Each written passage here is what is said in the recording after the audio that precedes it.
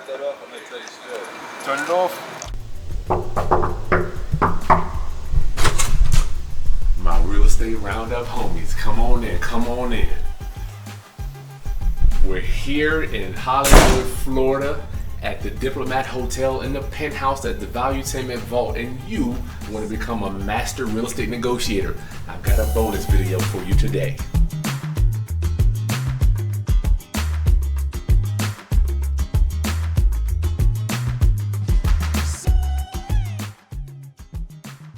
I've got a special treat for you today on this bonus negotiating video. I've got 3 of the top real estate investors right here in the penthouse hanging out with me today. You're going to get over 80 years of real estate investing experience. I'm going to interview them all 3, David and Dan Borrero and my boy Lance Smith. We're going to be walking you through 80 years of real estate negotiating, going to pack it into the next 20 minutes so you can step on a beam of light to take you that much faster into the future to become a master real estate negotiator. So yes, thank you, Daniel Borrero. How you doing, my friend? No, how you doing, Chris? Man, I'm thankful to be here with you. No, a master. And I'm thankful and I'm grateful that you even asked me to be here. Yeah, I'm humbled. Man. So you know, my objective for today is to help the real estate roundup homies with being a master real estate negotiator. When I was coming up through the ranks, all the real estate negotiating content, books, trainings, and courses were geared to the real estate agent or for a homeowner. And I'm like, you know what? Where is the content and training for the real estate investor? How do we go out there? How do we go out and teach them how to negotiate the best deal that's going to be win-win for the homeowner and for the investor? So you have been in the business since 1989. I consider you a master. I like hanging out with people that have been in the business longer than me. Dan Borrero, let's talk about being the best real estate negotiator we can be. Give us, what's your first nugget you want to drop for the real estate roundup? Well, first and foremost, I want to thank Chris Haskins for even allowing me to be on this platform. Thank you again. Yes, sir. But you know, it's funny you said that because Lance and I, we were just communicating that literally this morning at the conference. There's truly no leadership in this format, right? In this industry. Although a lot of people consider themselves to be leaders, you know, the reality is there's be a leader. There's a lot of misinformation put out there, and what I love about your content and being on here with you is that it allows us to bring out the truth, right? About our side of the business. Do it. And part of that is negotiation tactics, and I can only tell you what's worked for my brother and I, and what's worked for us is I always put myself in the position of the other side of the table. What is it that they need? What is their wants? What are their necessities? What is it that they need to feel good about making that deal? We all have different measures of wealth. We all have different reasons either to sell or to buy, and I try to figure out and understand what that side of the table is looking for. But how do you do that then? What is that? Well, it's a lot of research, you know, depending on the magnitude of the deal. You know, if the smaller the deal, the lesser research it is. The smaller the deal, most of the time you can go right to the actual seller if you're looking to buy, right? That's what I'm talking about. And ask specific questions. But, you know, show, you need to be genuine and make sure that they understand. Most of the time people selling to you and I, Chris, is out of a necessity on their behalf, right? Either it's a divorce, it's a death, it's financial issues. So what I look at what we do as being social financial advisors, right? That's what we are, social financial. We're social workers. Mm-hmm. They've made a lot of bad decisions in most times to get to the point, right? Which has led us to get to this point, right, where they need us, right? So let's try to now resolve their issues simultaneously, profiting on those issues, because we can't do this for free, right? There's a reason for us to do this. So let me ask you, when the first conversation off the first, somebody contacts you to sell a property, tell me what your first train of thought is when you initiate that communication and that conversation. Well, the first thought is, can I help them, right? So, and can't help everybody. And simultaneously, right, help myself, right? So if there's no profit margin in there, I can't help you. I may be able to direct you to somebody else that will fit the parameters that you need to make the deal in. But that's about it, assuming I can't help you. Now, if it fits the parameters that I work under, then from that point forth, okay, then under what conditions do you need to sell it in? Do you need more time? Do you need to get out like right away? What is it that you're looking for? Are you looking for a clean deal where there's no contingencies? Yeah, I can help you with that. Is it that you need 6 months to get out, but you need a contract so that you can show that you could get a mortgage for something else, or you need to go find someplace else? All right, where is it that you want to go? Let me see if I can help you find that. Right, and then we'll work it according to what their needs are. Do you have any one-liners you want to drop on us now to assist us? I cannot wait for your brother to get up here. He's got some amazing strategies, tips, and tech. Go. That's my brother's side of the business. He comes up with the quick one-liners really quick. Me, it's just what it is, face value. Well, for me, when I'm listening to you, it's almost like you are in a servant mindset when you are discussing the needs of the seller. Precisely. And let me ask you, what makes you any different from every other Joe Blow out there that buys houses? I mean, why would they want to sell to you? Because I've been in the business since 1989, and I have I've prided myself in creating a brand where we tell the truth, right? So, and when we say we're going to do something, we actually commit, we do it. Gotcha. That's the difference. Dan Borrero, thank you so much for your time. Thank you for inviting me, Chris. All right, my real estate roundup homies, investor number 2. So what I want you to know is that you are getting a total of 30, 60, 70, 80, over 80 to 90 years of real estate investing in this one video. I mean, good God almighty, if that's not worth your time for today, I don't know what is. So today, our next guest is going to be David Borrero.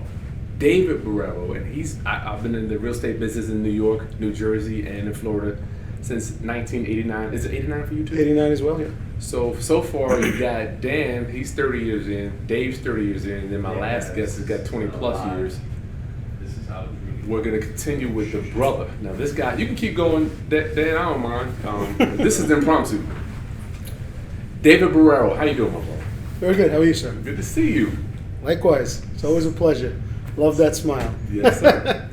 So you're looking to take your real estate negotiating skills to the next level. So I'm going to give you 4 free chapters of the Real Estate Negotiating Bible that I wrote myself personally. You cannot get this information anywhere else on the internet. Why? How do I know? Because I've looked for it high and low. It does not exist.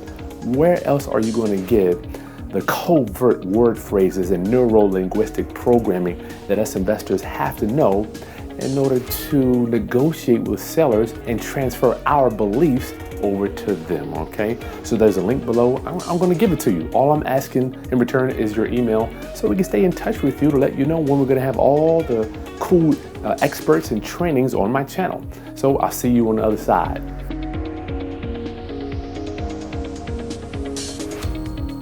So, Dave, give us a little background, 30 seconds about you and where you're at, and just about you.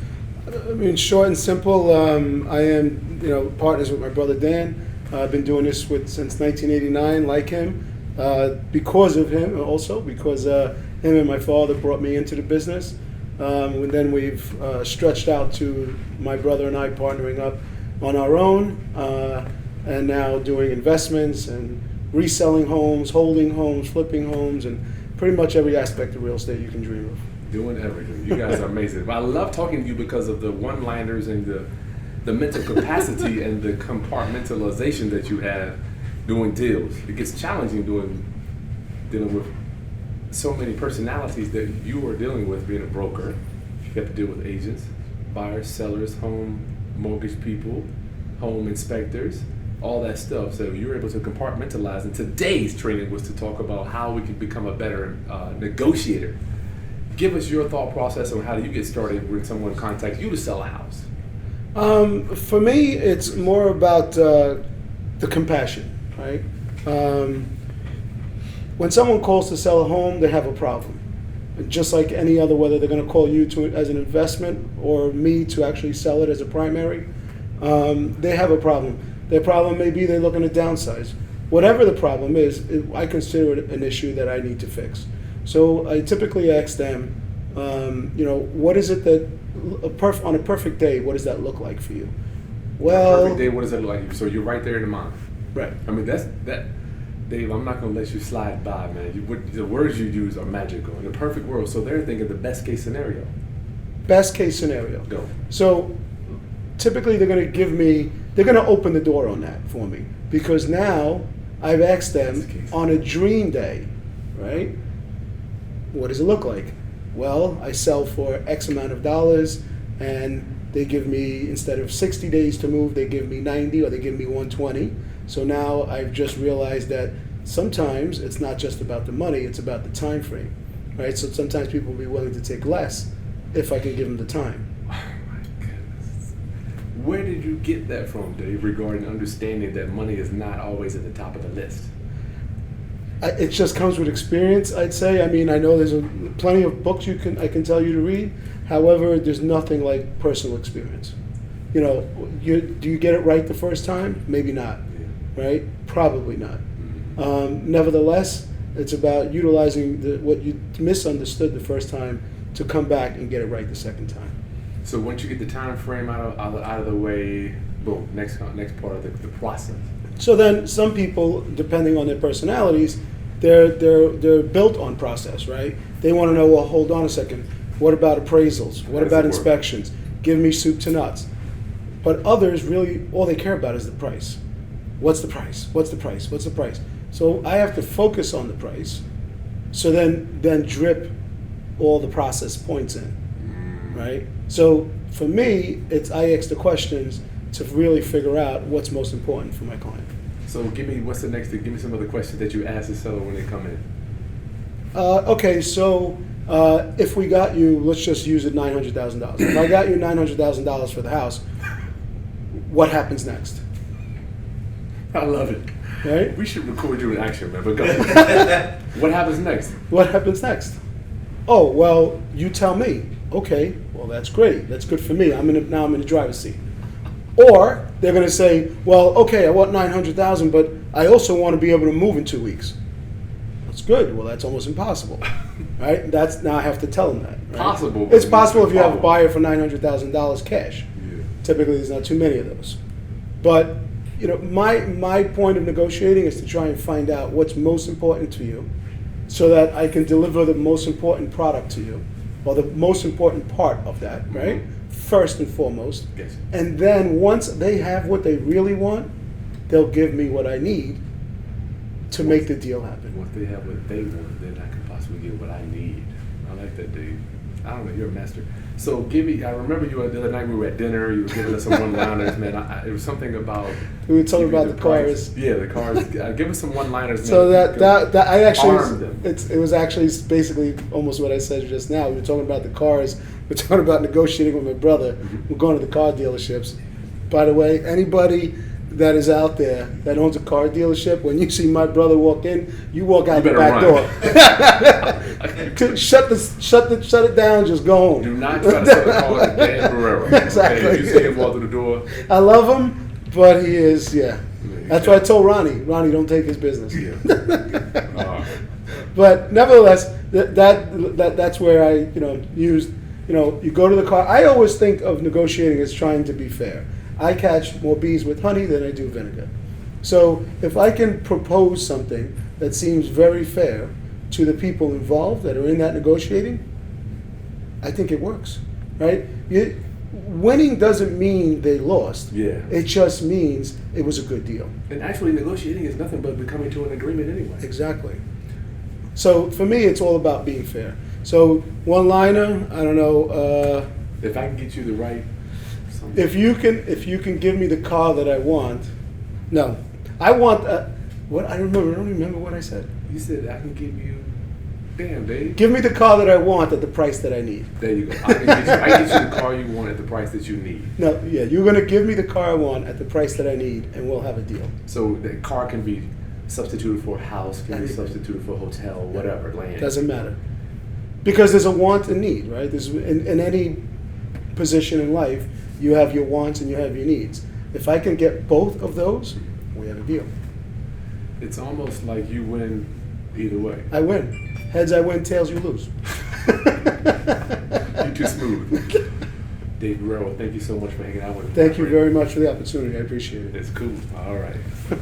Okay, Roundup homies, my next guest is going to be Lance Smith. He's been in the business since the early 2000s. So once again, you've had 60 years almost so far, and you're going to get another 20 years right now on top of that. So, Lance Smith, how you doing, homie? Good, brother. How you feeling? Good to see you. What's up, everybody? Lance Smith, Real Estate Informant. I'm so happy to be here. Yeah. Because I've been watching you for a very long time on YouTube. Oh, Show's amazing. A lot of teaching you do. Real teaching, right? As opposed to fluffing it. Marketing, right? You spend your time actually educating and teaching your people, not marketing to them, which is one of the reasons that we actually have something symbiotic. And I like that about you. Cool. And that's why we're here, man. That is so smooth. So I'm here to get, my mission today, obviously we got the big mission, but I would like to get, you were spitting some game the other night regarding negotiating with a lot of different people, but give me your first communication and your first interaction with the seller to sell you a house. Well, in the thing about it, in my niche of the real estate, right, which is the pre-foreclosure market, right? I love it. Helping someone who's facing foreclosure, they have an auction pending, and they don't really know what their options are. And a lot of times, sellers in that situation, after they've gotten used to not paying the bank for a certain amount of time, and they know that time is running out, they walk away. A lot of times, Mentally first? they walk away mentally, then they physically walk away prior to the house even being foreclosed on. And that is a conversation that requires negotiation. Because we don't negotiate necessarily. Our biggest battle is not negotiating for price. Our biggest battle is to negotiate with a seller the rationalism and why they should actually consider being preventative, protecting their credit, and walking away with a sense of esteem and Pride. definite pride, and they can leave the actual mortgage situation that went bad on their own terms, leave the property on their own terms, as opposed to being evicted. So when we negotiate, a lot of times we negotiate from an emotional state, right? Because you're dealing with people in an emotional state, and you got to help them make that transition into a rational state. Tough. And that's our toughest negotiation. It's not really numbers, right? It's not numbers with us. We're negotiating with people. It's funny you mentioned that. I get a lot of clients, and either people contact me, they go in to negotiate with pre-foreclosure people, and they say, look, I'm going to give you cash tomorrow. And I'm like, Yeah. that's the worst Because you know what? place to start. Our industry, the majority of us are transactional people, right? It's like real estate agents, whether you're a mortgage person, whether you're an investor, we're very transactional as a people. So in this particular, I guess you call it niche or strategy, you can't really go into it as if it's a transaction where you're negotiating for price or negotiating for terms. You're usually negotiating the person's emotions. I love So it. it's I love it. the number negotiation part. Well, that comes in play when you start talking to the actual bank. Gotcha. You negotiate with the bank the price of the property. But we got to get there first, though. You can't even talk to the bank unless the seller's Unless on you, board. unless you get the seller on board, and it's really figuring out exactly what they need, right? Because it's not. And once you remove what you need or what you want from the situation, Yeah. and you focus on what they need, then you actually have a win-win. You mean I can't go in there and tell them that I need to close this deal so I can make a lot of money? No, you can, and then we'll come right behind you and we'll say the opposite, and we'll end up getting a deal. And then maybe I'll call you and see if you want to buy it. So other people, obviously we know the deal. So a lot of investors think if I could give you cash, I'm the man. Yeah, it's just that everyone's not. It's not. See, that may not be someone's motivation. That may not be their drive. Maybe it's not cash they need. Maybe it's a new place that they don't have. They can't relocate, right? They may not have money to move into a new place, or their biggest concern may be who the house or the property is actually sold to. Going to. Right. They want Right. to kind of sort of preserve a legacy, or protect their Family. memories or things of that nature. And you really got to find out from that individual what they're needing. If you put them first, Wow. and you put everything that you desire on the back end, then you being a servant at first, considering what they want, well, the byproduct of that becomes you get a piece of real estate at Success, a yeah. really deep discount. Real estate equals you get the deal, success, whatever you want to call it, right? Yeah. You get to win. You get the win. Yeah. All right. So I have to ask you, how do you walk them down that? Lance, you got to have some skills to do that. You can't just walk in there and be like, No, it's a matter like it's. Let me tell you about my side of the business, right? And typically, because we're so concerned about the individual on the other end of the phone or the individual who we meet in person needs to sell this property, we don't have a sales mindset. It's actually interesting that in this facet of the real estate business, this is the only facet that I know of that investors are terrible at, real estate agents are terrible at, mortgage people are terrible at, because they are transactional minded people. Trying to close it. The people who do really well at this are my best. You got stewardesses, you have waitresses, Servants. hosts and hostesses. Servants. You have a lot of times people from the military, definitely Y'all people hear of faith or the cloth.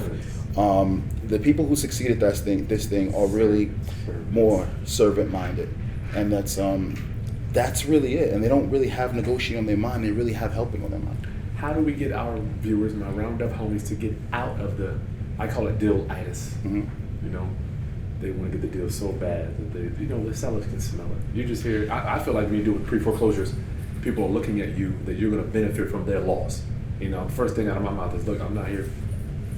I make sure that I let them know that I'm not here to benefit from you losing. Mm-hmm. How do you help my people to understand that? In all honesty, if you're an investor and you want to add this, I guess you say this skill set to your toolbox, It is a skill. what I would do is I would have someone make that call for you, train someone to make that call for you, whether it be a spouse, whether it be a brother or sister, because you as the investor, naturally your instinct is going to be to have a conversation about what you want, and eventually you're going to revert back to price, numbers, terms. But the person that you actually speak, if you hire someone, you bring someone on board that literally has a conversation with someone, and they know that their role or their job is specifically to get people to level with them and to create a relationship, then you'll ultimately win. So what I would suggest is that real estate investors actually never make these phone calls. Because you have a higher conversion ratio. Wow. Because listen, if you were to yourself, right, if you were as an investor, if you were going to make 100 phone calls, and out of that 100 phone calls, you ended up getting 3% of the deals, but you had someone who focused on this particular skill set, and they ended up getting 10 to 15% of the deals. Well, I think the return on investment is an extra, You're right. 12 or 10 to 12 properties. So it's something that everything in real estate, you can't do everything on your own. No. And this is when you go to appraise a house, you don't appraise the house like on your own and evaluate the deal. It's kind of like the majority of us real estate investors, it's difficult to juggle. You can't do everything. You can't be everything to everyone. Everybody. You attempt to do it, you'll be nothing to no one. So in this particular niche, I would say if you're a real estate investor, unless you decide that this becomes the thing that you actually want to do, I would actually tell you to bring someone on board with you Gotcha. that has that ability to communicate with people at that level. And it's not very, you can get an old lady to make phone calls for you that literally sits from home, the way people want to work right now. Yeah. And that's really the path of least resistance. Gotcha. What am I going to say? Just be a really nice person and try to make friends on the phone? It'll never happen in real estate investors. Lance, thank you so much for your time. If anybody wants to get in touch with any of my guests, their information will be in the video description below. Make sure you take a second to like this content, subscribe to the channel, and share with any other investors that are having a hard time trying to become the master negotiator. Be a servant.